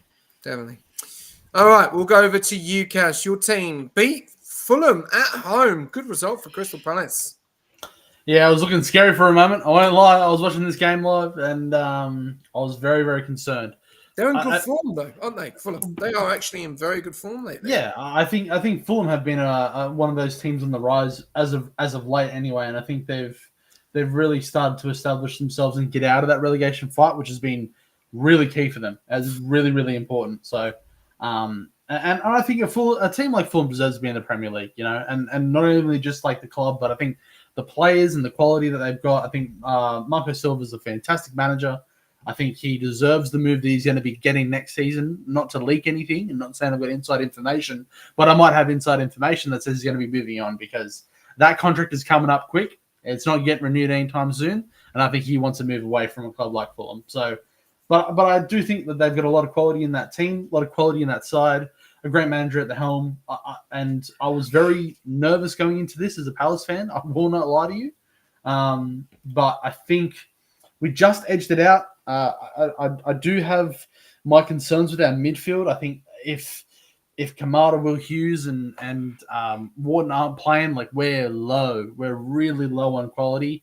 I think Devaney has been a really good introduction over the last couple of games. I think he's been really, really effective from that left back position. So I dare say that he might even get into the starting lineup potentially. I don't think he gets in over Tyreek Mitchell. I think, if anything, he will take over Munoz's side. I think Tyreek Mitchell has just been a phenomenal player. So Tyreek Mitchell. I think he's such a quality player. So, but only time will tell. But yeah, I'm very nervous moving forward, going into the next few games. I think Man City's going to be tough next week. It's going to be a real, real tough game. But yeah, I think good result this week. Happy as Larry. Let's keep it pushing. Let's get that third position. Let's get title contenders. I want to see it. I want Palace as a title contender for the end of the season. I want this conversation to happen where we're close on points and SJ is scared to verse Palace. Maybe he already is, but I don't know. But no, I'm actually not. But a bit disappointing for Fulham keeper. Obviously, they had a fantastic result against City. I know they lost, but they could have probably pulled it back to 5-5 in the last minute of the game. But bit on good form, so probably a little bit frustrating to lose at home to Palace. Yeah, look, it's a bit frustrating, but I mean, Palace are just in great form at the moment. They are looking really good. They're in the top 4. But yeah, Fulham. I think Fulham probably sitting a bit lower than they'd like, but there's so many teams in that mid-table of the Premier League right now where you look at it and you go, oh, they should be higher, but then you look at, but you're saying about so many teams, well, someone's got to drop. And I mean, I think they're about where they should be, somewhere between 12th to 15th. I think it's about the kind of side they are. I mean, when you look at all the talent in the other teams as well, it's a very tight mid-table in the Premier League, and someone's got to finish on the lower end of that. I think Fulham might be one of those teams this year. I don't think they've got anything to worry about when it comes to relegation or anything like that. But yeah, look, when you're in those tight battles and you're only 3 positions above the relegation zone, it's those home games. You want to be grabbing at least a point out of them again when you're versing those other teams that you probably think are around similar ability to you. And I mean, no disrespect to Crystal Palace, they're in the top 4 and they're playing great football, but Fulham probably, look at a team like Crystal Palace and go, yeah, that's a game we can get a point on, or maybe 3 if we play our best football. So obviously to lose at home is a bit disappointing for them. But yeah, I think they're about where you'd expect. And I mean, Crystal Palace, I'm very impressed with their season so far and where they're sitting, but let's have a look at them in 6 to 8 weeks, because they have some games between now and February, or even at the very start of February, that their games they've either versing really hard opponents, or they've actually got some teams, some of their away games are tricky games. So they could potentially drop a few points over the next 6 to 8 weeks, Crystal Palace, and that'll be a real test that'll be the real test for them between now and February, I think, because there's some not necessarily super hard opponents, but there's just some tricky games like away to Sunderland and I think a home game to Spurs and stuff like that. They're dangerous games where Crystal Palace could drop points. So I'll be very interested to see how they go over the next little bit. I will Yeah, also well- say we have Europe as well, and we Yeah. don't have the deepest squad. We're in European football. We don't have a deep squad. We essentially play the same double pivot week in and week out of Wharton and Kamada, and maybe we'll use plays in like some of the other games.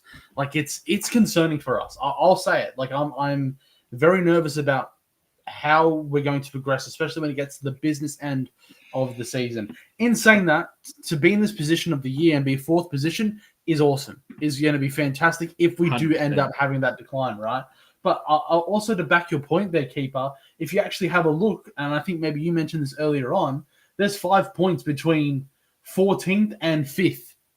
5 points between the 10 teams. That is incredible. That is insane. So anything can happen. Fulham can easily break into that group of teams and start to really mess around with those positions in the middle of the table. So they're not down and out. No chance. Not in my mind, anyway. Okay, well, there we go. We got one more game after this one, and Wolves and Man United. We'll touch base on Wolves. Keeper, what the hell is going on with Wolves? I'll put it this way, bluntly. They just look like they've got no fucking clue. Honestly, at all. I do a ladder predictor with my mate runs a ladder predictor little competition every year and stuff like that, and he's looking to expand into it being a money comp in the future years if he gets enough people involved. But I pretty much had Wolves in my relegation zone for the last 3 seasons, and they're finally fucking doing what I've expected of them. So I'm not their downfall is criminal, but yeah, anyway. Yeah. I'm not really surprised to see it, to be honest. I thought it's been a little while coming, and I mean they're by far the worst team. They've got the least goals. They're 6 goals away from the next team in terms of how little amount of goals they're scoring. Like they've only scored 8 goals in 15 matches. They're conceding over 2 goals a game while scoring nearly only half a goal a game. So their goal difference is more than 10 worse than the next worst team. So yeah, look, it's going to be a long season for them. And to be honest, I'd hate to say it, but the way they're playing football, I wouldn't be surprised to see them finish this season without a win. Like I really wouldn't. They are absolutely terrible. And they tried to hold on for as long as they could, but I think that was the right result. Bruno Fernandes ran absolute rings around them all day, 2 goals, an assist, and slipped over in the 18-yard box too, mate. Fucking hell. Yeah, honestly, I know I was bagging out on United earlier in the season, something shocking, and credit to them, they've turned it around and stuff like that. But this isn't a game you really read too much into. I mean, you'd expect City to probably put 6 past Wolves, and you expect Arsenal to probably put 6 past them. They play rubbish football. That's just the truth. I remember having this conversation that Ruben Amorim would be still here by Christmas. Can you remember that conversation I had with you? I can, and I was firmly on the sack train. Guess what? Now I'm on the sack slot train, so it's fine. We'll talk about Liverpool in a second. I just want to mention onto this. Well, I'll mention this to both of you actually on this. Does it just show how important Cunha was to Wolves? I think that's an easy conclusion to come to, but I think Keeper mentioned it before. I think the writing was on the wall. I'm going to be honest. Wolves were never really that much of a quality team. I think you saw the quality drop drastically as soon as they lost players like Cunha. So even further back than that, I'm thinking of like Diogo Jota. You're thinking of Raul Jimenez. Thank you. I'm on the tip of my tongue. Even Pedro. Where was Pedro Neto? I'm pretty sure he was a Wolves player as well. That quality dropped drastically, and they never really recouped that. They never replaced that. They never matched that quality. They never really attempted to, anyways. No, Lemina in centre midfield. Yeah, even Vitinha, his left on Wolves was on their bench, and he's one of the best midfielders in the world right now. At the end of the day, you've got to be able to play change. The Premier League is competitive as all hell, and if you're going to let your star players go, and I get it, I'm talking about another end of the scale here, different thing, completely different end of the scale. I'm talking about the top of the Premier League now. But if Man City let Foden, Haaland, and De Bruyne all go in one season and didn't replace any of them, what do you think? Or over the course of 2 seasons, what do you think is going to happen if Liverpool? They're not getting Champions League football. if Liverpool had let Firmino, Mane, and Salah all go in the course of about 2 seasons and don't replace them, they're probably freaking down in the bottom half of the table. Same with Arsenal. If you let Saka and, you've only just got Eze, but you let Saka, Eze, Declan Rice and David Raya. Imagine you lose those players. But it's not just like that they're the star players. It's 3 players that all play together in one area of the pitch. It's not like you've taken one defender out, one midfielder out, one forward out. You've taken 2 wingers/forward, 3 wingers/forwards out of the team that haven't replaced them. You're not going to be able to score goals. That's just the facts. So I think it's even got even worse though, because I think they've just lost.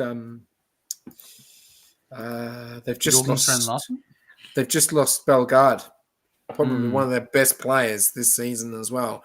That looked like a nasty injury as well. And I rate Larson. I think Newcastle were hammering and harring after him for a while, so they were good to keep him. Do you believe, Cass, that Man United made Man United look good in that game? Oh, without a shadow of a doubt. In saying that, though, I think that's easy to say, but I actually think that United over the last few weeks have really turned a new leaf. I believe that. I think. Really? I don't think they should have beat Palace. I think you should have finished them off. Anyway, let's not go there. If we're going to go back to that, Marteta puts 2 of those away. It's 3-0. Anyway, let's move on from that. We don't dwell on the past, do we, SJ? You know what I mean? If we dwell on the past, then Arsenal are going to bottle another league. Anyway, let's move on. We probably fucking will. Anyway, let's not say that. But I think that United, I still am on the train of Amram is not the guy to move that club forward. It's not. He's not that manager's. He's not the manager for Manchester United, in my opinion. But I think over the last few weeks, I think they've played some better football. I think they've been a better side to play against. I just have. I think they've just been a better. They have improved. You can't say they haven't. They have genuinely improved. Whether or not it's because of Ruben Amorim, whether or not they've decided to get a kick up the arse from Alex Ferguson, he somehow just walked into the dressing room and abused everyone, and they've figured it out. Who knows, right?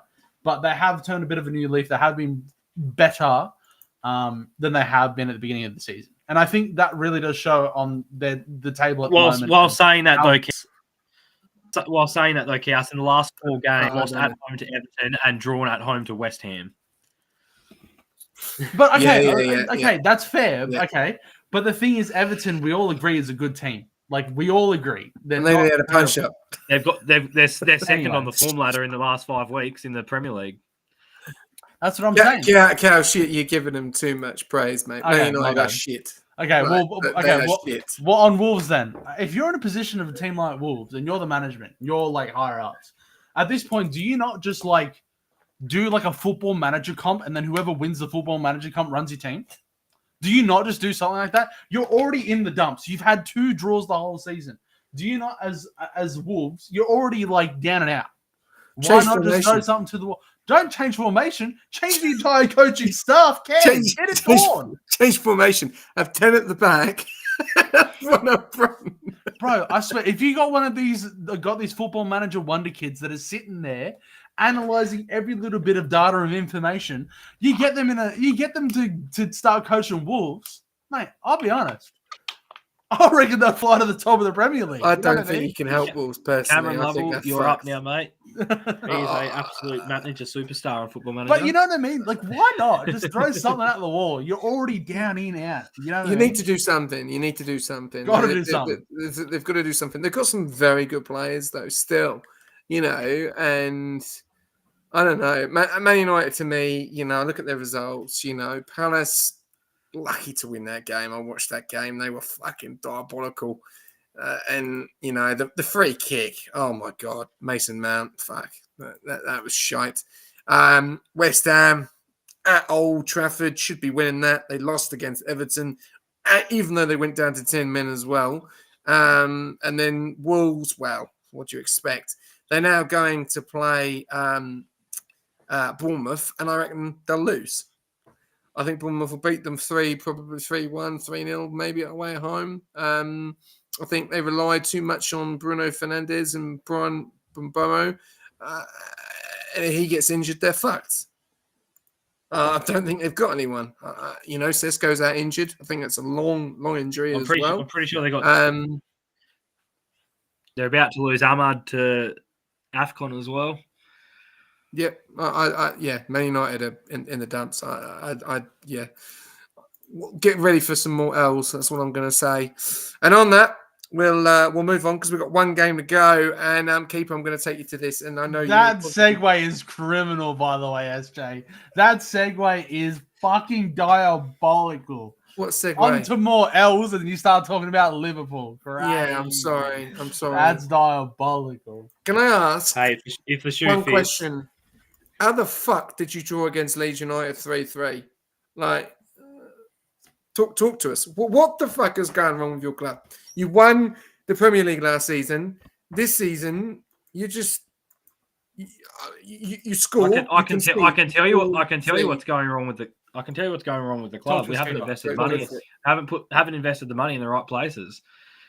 Canate misjudges a ball by about 10 meters every time a long ball comes in, and just lets his opponent run past him or fouls him and gets carded. Van Dijk, great defender, but let's be honest, he's aging, and he's not the same player he was. That's just the reality.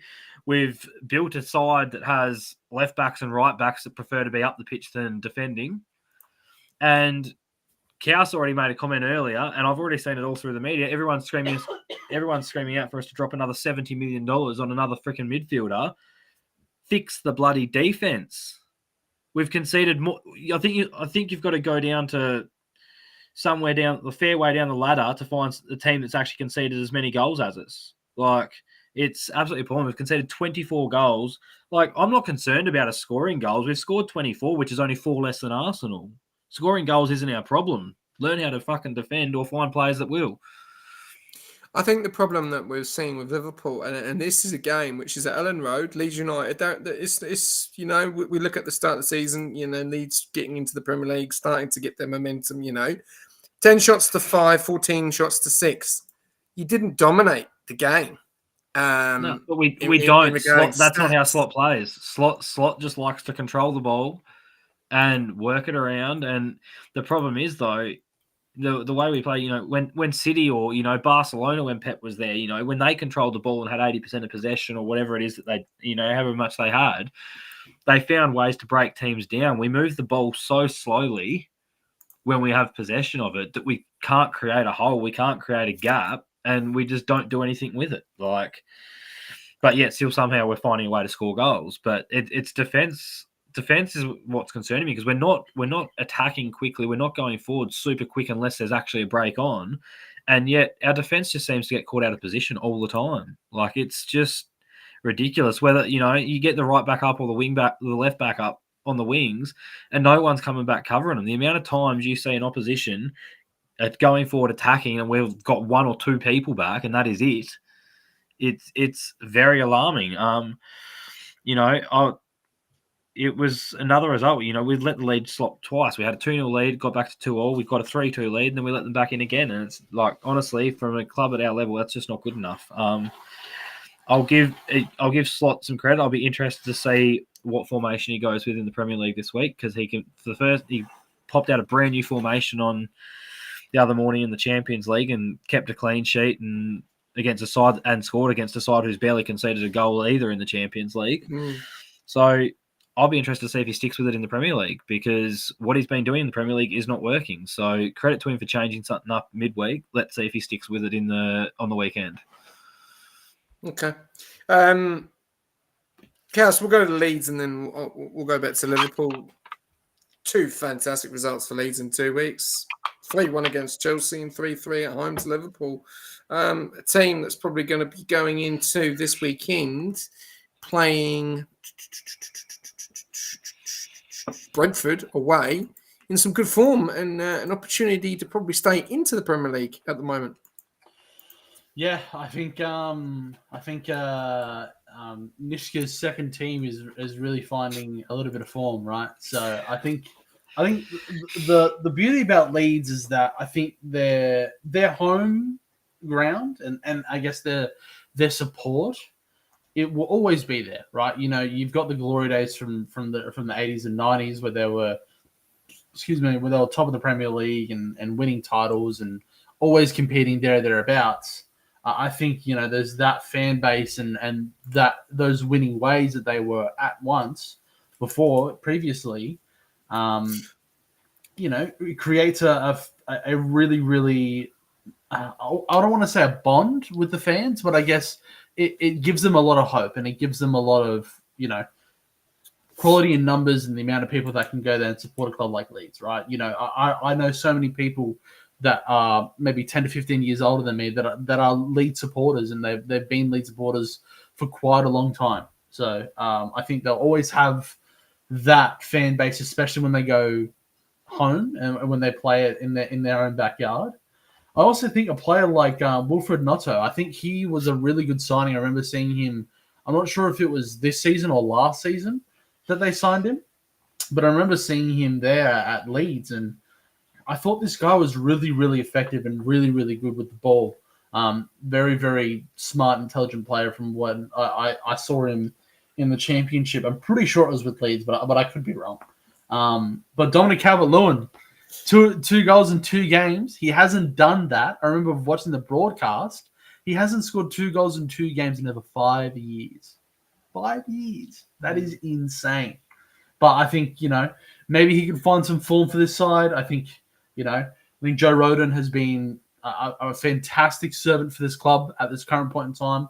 I think this Leeds side can, and in my opinion, they should stay up and have another go next season, get some good recruitment involved, and hopefully they can reestablish themselves as at least bare minimum, a midfield contender in the Premier League. Okay. And then moving over to Liverpool. There's a lot. I could go on for 15 minutes, boys. Please don't. Please don't. Please do. I summed it up earlier, mate. We're shit.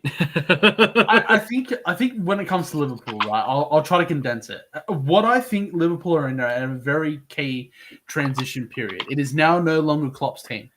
I think that is a very, very big thing to recognize, that it's no longer Klopp's team. The DNA that is there, of course, there's still the players, but the DNA, the shape, the way they play, their identity is very different to a Klopp team. Very different. And I think you're well aware of that, Keeper. I think definitely what they need to do, and I think that is very, very important for a squad like Liverpool, is they have to redefine themselves, especially in a time like crisis. And I think what I was thinking they were going to go to, honestly, was a 3-5-2, was the solution there. You think about the recruitment, you think about the players that they brought in, you think about, the way in which they want to play. I think a 3-5-2 shape is phenomenal. Yes, you'll be playing a player like Gravenberch out of position as a centre back, right? I'll admit that is not a great solution, right? It's not. But I think if you're going to make the shape work and actually commit to it, let's just commit to it, Slot. Yeah, let's lean into the way that you want to play. And I find this manager to be very confusing because he's a Dutch player that's come from a Dutch league who has been someone that has represented a country that has been so hyper fixated on controlling their football games, having so much possession and being able to create with that possession. It just seems like the moment that things are turned over, those transition moments, they don't react. They don't have the desire. I think Konate is an absolute car crash of a defender, and I actually feel a little bit sorry for him because I think he had that deal with Real Madrid, obviously looking into next season. They clearly have come out and said they do not want him. They are not keen on Konate, and his contract is looking like it's going to end at the end of this season. Where does Konate go? I do not see him in a Liverpool jersey at the end of the season. I don't see him. But I think sorry, go on, keeper. You know who would fit in you know what we're missing? Who would fit in really well with Slot? You'd miss Gay, 100%. I know.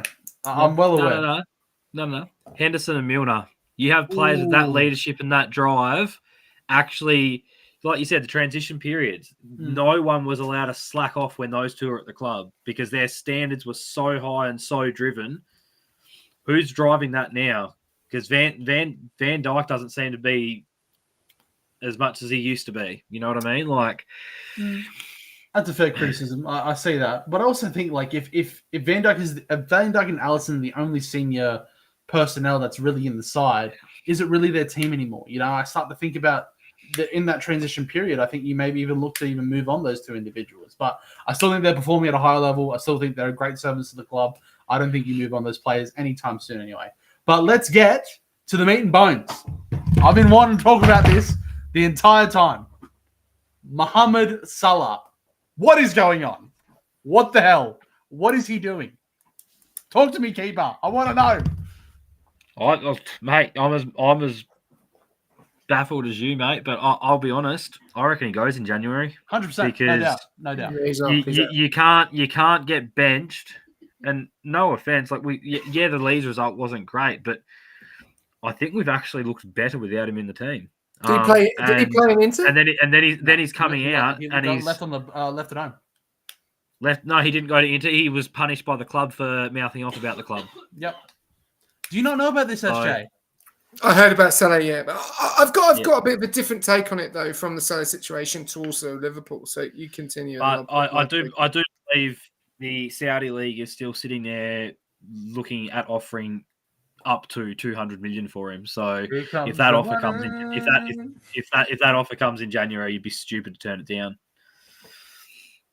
Especially when it's quite clear that the manager's not happy with him, he's not happy with the manager, and now that he's publicly speaking against the club and the manager, I think that's his career done. 100%. Unfortunately. Yeah, no doubt. And I think when it comes to Mohamed Salah, right, I think you think about his career over his entire tenure at Liverpool, he's been effective. Like, you can't say he hasn't been effective. He's amazing. Especially last season was the greatest one-season wonder the Premier League has ever seen. He's been a servant.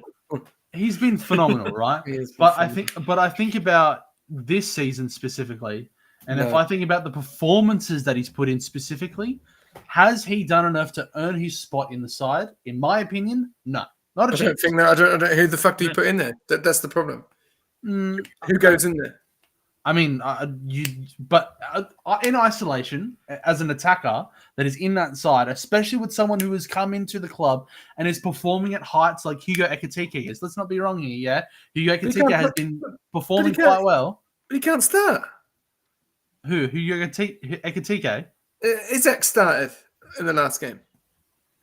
They both started in Champions League 4-4-2. In the Champions League. But you look at people are talking about Isaac. I don't want to interrupt, but you look at Isaac, right? They were talking about Isaac, right? One touch against Palace. One. What the fuck? Like, this guy's 140 million. Like, man, I wouldn't play 40 pence for him. But he's a good. Hold on, but he's a good attacker. He may not suit Liverpool. No, I agree, 100%. I'm going to interrupt here, right? Because this is the frustrating thing is I don't think Slot knows the formation. I don't think he's got no fucking clue. I don't think Van Dijk trusts Kanate at all. No. And I think that's a worry because you need to have that cohesion. You need to have that partnership with the two centre-backs. And I'm not going to I've said it since the start of the season, SJ. There's too many changes in this squad every week. Like, Wirtz is a great example. He's played at the left wing. He's played in the midfield. He's come off the bench. But I don't think Wirtz has had 2 games in a row this season where he started in the same position.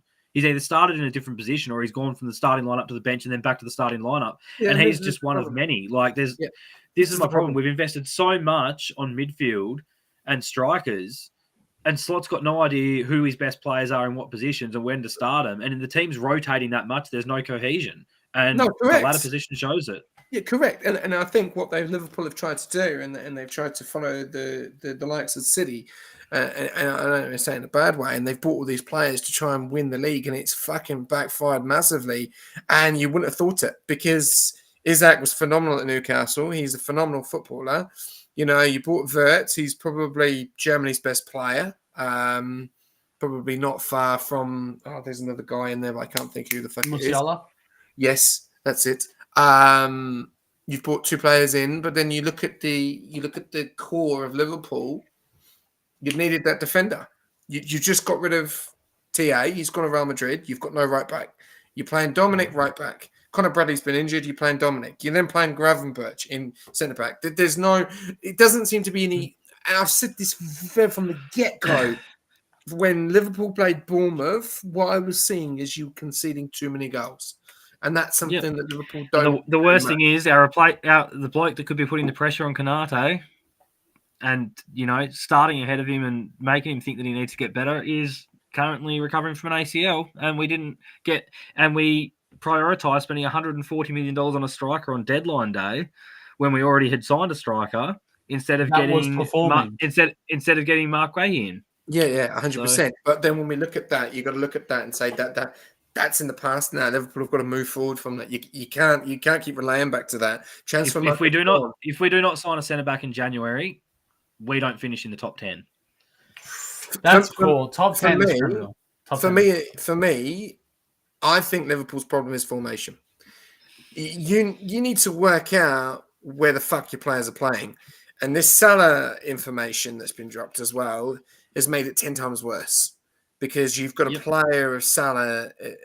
The guy is amazing. We know how much of a footballer he is, but he's getting older. He's lost his pace a little bit, and he doesn't seem like he wants to be there. There seems to be a situation that there's him and Slot have had a big argument.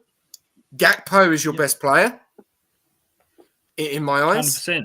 And I think you need to play Isaac and Hugo together. You need goals on the pitch. I would be quite happy. I'd be quite happy to see us play the 4-4-2 we played on the weekend with both the strikers up top, play Zoboslai on the right, and he can tuck in with Bradley or someone or Gomez overlapping with him if need be from right back. And then you'd have, I think, Gravenberch and Wirtz in the middle and Gakpo down the left. That's how I'd be playing it. But... you play the playmaker, so you play Wirtz just behind Hugo and Isaac. Yep. I think it's absolutely criminal that you guys both agree that Cody Gakpo has been Liverpool's best player. That's criminal. I think it is. I think it is. I think he was a very. That's a post merchant. I swear. I know. Ekatike has been more effective. Come on, this guy's welcome to the team, and he has demanded. He has absolutely, without a shadow of a doubt, made Isaac look over his shoulder twice. But then Isaac started in front of him on 2 games. He started against them at was it Palace? And then he started against them, and then didn't he start against them again at Leeds? But is that the one I like and I think needs to stay in the starting lineup and stop being shuffled in and out is Wirtz. I think he's minus getting the actual stats. He creates. He's that player that does everything before the assist. He's so positive. I agree. He is an absolute engine. He's creative. As far as I'm concerned, he's done everything right except for get bulk assists and goals. And the fact that he keeps getting shuffled from one position to another position and back onto the bench is just, in my opinion, is the criminal thing in that lineup. He should be your lockdown starting every single week unless he's overworked and needs a rest once every few games. You know what I mean? He's unbalancing him. He's unbalancing his form because he doesn't know where he's fucking playing. If he's playing on the left, playing on the right, playing in the middle, playing forward. Even when he's been on that left, he's still been effective, no, keeper? I feel like he's still been good. Yeah. He's been really good. If he's been Everyone's crucifying him. Everyone's crucifying not having stats, and I think he's one of our best players. I really do. Yeah, I do. I agree with that as well. I think Wirtz has been sure. I agree. Statistically, he hasn't been great, but you actually watch the games. He's so positive, and I think a midfield of someone else, Wirtz and Soboslai, I would be petrified coming up against that. Gravenberch. I think McAllister needs to swallow his ego and realise he's not in the best 3 midfielders. He needs to be on the bench. No, I agree with that. I think that is the way moving forward. I think if that team wants to be effective, I agree with that. I think Wirtz does a bit too much. I think he just does a bit too much on the ball. I think he needs to do what he needs to do and then release it, or do what he does. He gets himself into a position, then loses it, and then it's a counter attack. And if you get counter-attacked against a team that breaks very quickly, you're in trouble. No, I agree with that. I do feel like sometimes in the final third, he does fight around with it. I think Wirtz is the one to start, and he's the first one you pull off and bring McAllister on if you're looking to try and save a game. Yeah, I agree with that. Yeah, better defensively, but if you've got Soboslai, Gravenberch, and McAllister in that team, you're going to lack creativity through the middle. Zoboslai is good. Don't get me wrong. But he's not an out-and-out creator. And I think to balance that midfield, you've got to have Gravenberch, Zoboslai, and Wirtz starting every game. Yeah, Soboslai's an 8. I agree with that. I think he's in my opinion, he reminds me a bit of like a Frank Lampard, right? Just he'll run his legs off until they don't work no more, and just he'll be there. He's a for box-to-box midfielder. Box-to-box midfielder. But he's such a great player, and I think, if I'm being honest, he has been your best player without a shadow of a doubt. Szoboszlai has been phenomenal. He has been a shining line in that team, and I think if you didn't have a player like Szoboszlai, there's a lot of results that wouldn't have gone your way. Even barring against the free kick against Arsenal, I still think there's a lot of results that don't even go your way. I think even that Real Madrid game, that's a game that I think could have gone either way, and he made a difference in that game. Yeah. Going away, before we then go over to the recap of Nick this week coming in the predictions. Liverpool and Brighton. Are Liverpool going to get a result against Brighton? Kiva? I'll be honest. I'm not confident. We do our predictions. I'm backing Liverpool most weeks because they're teams we should beat, but every week we find a new way to screw it up. So to be honest with you, I'm not confident. I would not be surprised to come out of this game and Brighton have 3 points. It's too hard for me to predict a Liverpool game at the moment because I've got zero confidence. I cannot pick Liverpool. Mate, you could put us up against Wolves and I'd predict us, but I wouldn't even be confident. I'm just getting that used. I'm that used to getting let down in games we shouldn't be getting let down in this season that I've just got zero confidence where I can sit there and go, yes, we'll win. What about you, Cass? Do you think Anfield's going to be a fortress at the weekend for Brighton? I will. Yeah, I don't know. We need to do your predictions, which we will do, but yeah, I just think Brighton's attack's too good for me to be able to sit back. I've got no doubt we'll score against them, but given how shaky our defense is and what they're like as an attacking team, I've got zero confidence that they don't put one or two past us. Cass? Yeah, I might have to agree with Keeper. If Keeper can't even back his own team, that is. All right. Well, let's move on. Let's move on to the next, the old predictions. Now, obviously, Cass, you've missed it. Let's make these quick. I've been completely MIA. I'll be honest. I know you've been MIA, but we'll go over. Obviously, Nishka leading the way with 85 points. Keeper in P2 with 73. 1 point in front of myself with 72. Shaz on 46. Kaus on 41. Anthony on 32. RJ 24. Suts 10. Hoosie 27. What happened, SJ? Mate, look, do you know what I got? I got 5. Wow. Nishka, SJ, you are on top. You are far and away on top. Nishka got 13. Nishka's Keeper has been having a very, very consecutive week, even though he got less than me that week. Kaus, we're going to do your predictions on the games. Right, are you ready? Yes, you're the last one. Chelsea and Everton. I'll say 2-0 Everton. Wow. Liverpool and Brighton. I'll say, you know what? I'll say 3-0 Liverpool. I'll back him. I'll do it. Have you seen mine, Kaus? No, I haven't. What's yours? What did you say? I said 2-2. Wow. Burnley and Fulham. Fulham 2-0. Arsenal and Wolves. Arsenal 4-0. Palace and City. I'm going to say City 3-2. Ooh. Sunderland and Newcastle. Sunderland 2-0. With 2 red cards. Can we just add that in brackets? In parentheses. Forest and Spurs. Two red cards each team. Forest and Spurs. This might sound crazy, but I reckon 1-1. It's not crazy at all. West Ham and Villa. Villa 3-0. Brentford and Leeds. That's a good game. I'll say 2-1 to Brentford. And last up, Man United and Bournemouth. Bournemouth 2-0. Okay, well there you go. There's your predictions. Can I change the score on two of mine, SJ? Hey, he's on the show, surely. Yeah, go on. Which ones? Make Man City 2-1 instead of 3-1.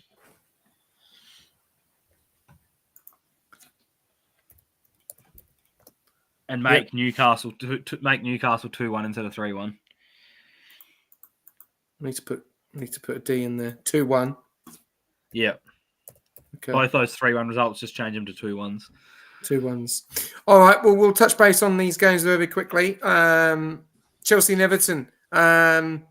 We believe that Chelsea are going to bounce back from this one.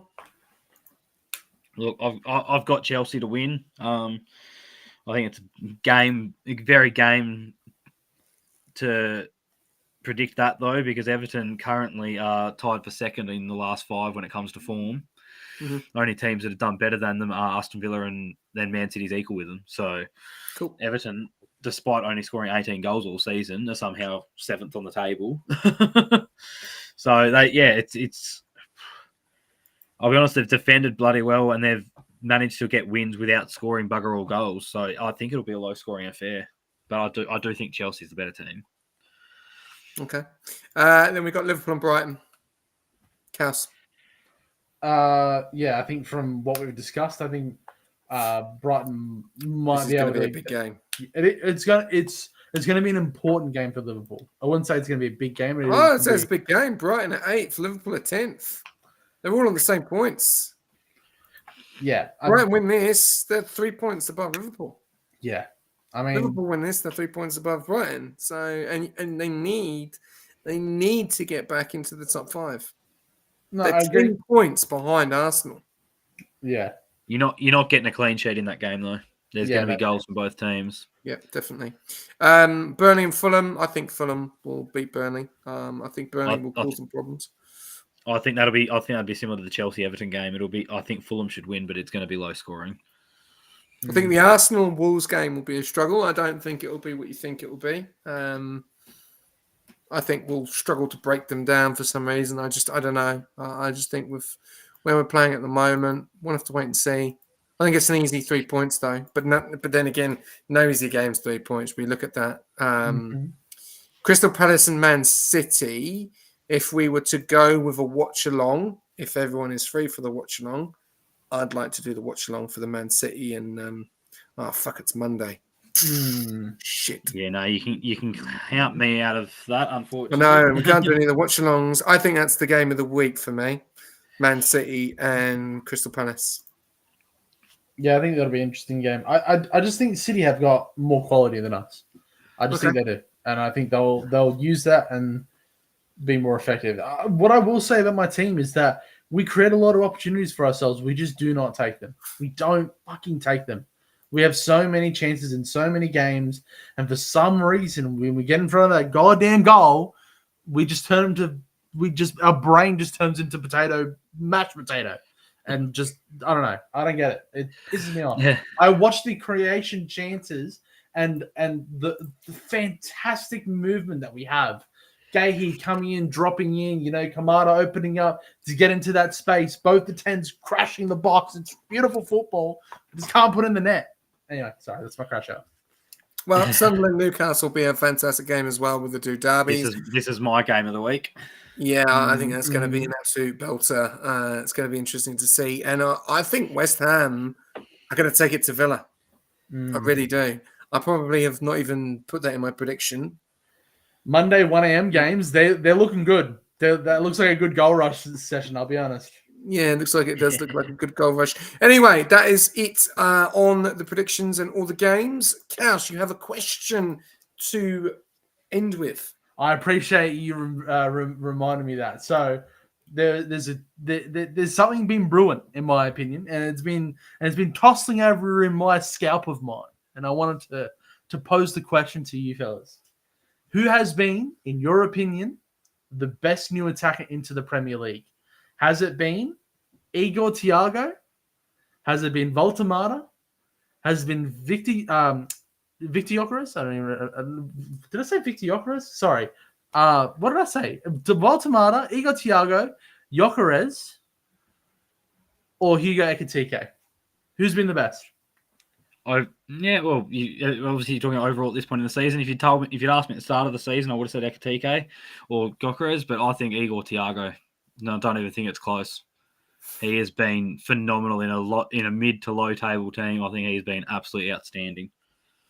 Eshe? Who were the options again? Sorry, I had a message. So No. Gyökeres, No. Altamata, Igor Thiago, or Hugo Ekitike?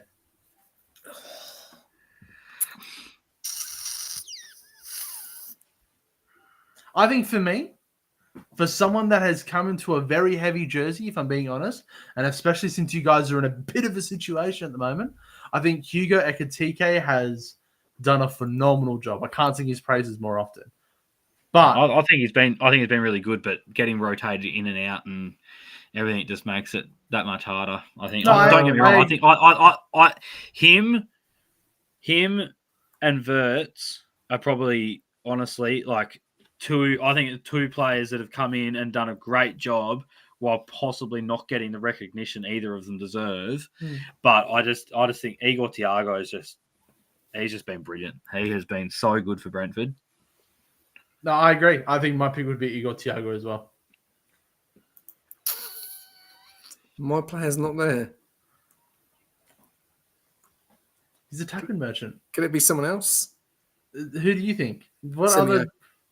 No, but he's not a new attacker into the Premier League. Oh, new attacker. Yeah, that's Yeah, why. yeah. Then I'll go with Igor Thiago. Yeah. But I do agree. Semenyo, hey, I'll be honest. Speaking of Liverpool, you guys need to get on that contract ASAP, especially with the We Suns need situation. a defender first. No, disagree. Ask him if he can play left back. You can always score more goals in your opposition. That's how you win games, mate. Postecoglou to take over Liverpool. Here we come. Come on, son. And he got he fucking has fired, a job in the We Premier League at got the moment. Postecoglou. Anyway, guys, it's been an absolute pleasure to catch up with you again. It's been a while. We'll touch base very, very quickly on the Premier League table. So Arsenal leading the way with 33 points.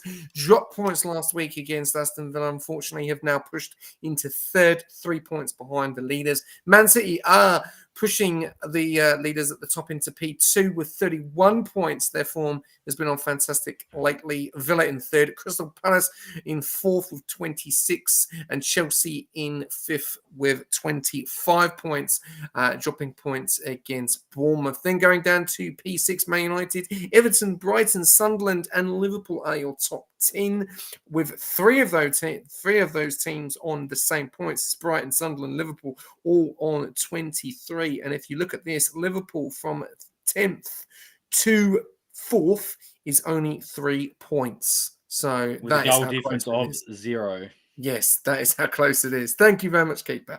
11th is Spurs on 22. 12th is Newcastle on 22. Then we've got Bournemouth on 20 and 13th. Then Brentford in 14th. 15th, Fulham. 16th, Leeds. Getting out of the relegation zone, and also Nottingham Forest getting out of the relegation zone, but also being on joint points with 15 each. Then in the relegation battles currently is West Ham, 13 points, 2 adrift of Nottingham Forest down there in P18 to 17th. Burnley 3 points behind West Ham in 19th, and Wolves with an abysmal 2 points. Played 15 games, won none, drawn 2, lost 13 with a minus. Won't win a game this season. 25 Calling it now. goal difference. Stats on the top of goal scorers: Erling Haaland with 15 this season so far. Igor Thiago with 11. Danny Welbeck with 7. Joint with Mateta in 7. Antio Semio with 6. With Brian Mbemo on 6. Foden on 6. And Richarlison on 6. How the fuck is he in 6? I have no idea. Assists: Bruno Fernandes with 6. Kudus with 5. Cherky with 5. Granit Xhaka with 4. Joint with Grealish, Doku, and Quitchley Harshman. Christian Romero's got 7 yellow cards this season. Bradley has got 5, and everyone else has got 5 all the way down to Tyler Adams. Red cards is Casemiro with 1. Every single person has got 1 red card all the way down to Trevor Shabala in Chelsea. And if you look at this, Chelsea have got 1, 2, 3, 4 red cards this season.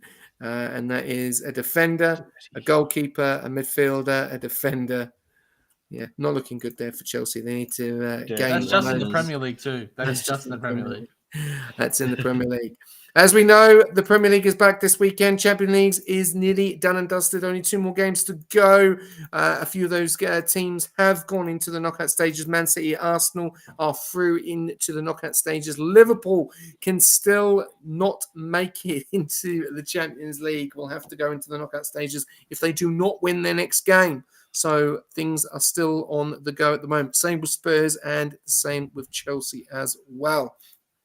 Big games up this weekend. The Tyneside Derby is going to be a big one. Sunderland, Newcastle, and the 2 game of the weeks are Crystal Palace, Man City, and Sunderland, Newcastle. Guys, thank you once again for jumping on off the post for all of your stats and predictions. And yes, let's wish our teams all the best. Remember, it is getting to the point now for the season where it's Christmas break. Lovely. Good to see trophies. I could only show you one when we won the double and win the Invincibles, but that's a long, long time ago. The question is, will Arsenal still be leading the Premier League going into the Christmas, or will Man City catch them, or even will Villa catch them? We'll have to wait and see. Keeper, thank you very much. Cows, thank you very much. Thanks, Until next SJ. time, Thanks, Chaos. see you on Off the Post. Good night.